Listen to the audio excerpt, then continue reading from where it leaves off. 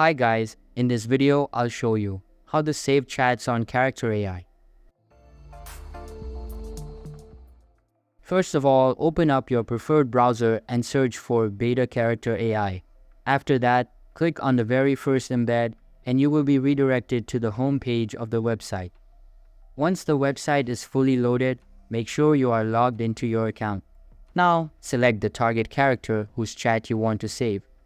In the chat section, click on the three-dotted icon at the top right of your screen and a dialog box will appear. Here, select Save and Start New Chat option, and you can see that your chats have been saved. In order to see your saved chats, again click on the three-dotted icon and select View Saved Chats option. So that's all for this video. If this video was helpful, don't forget to subscribe and hit the like button. Thanks.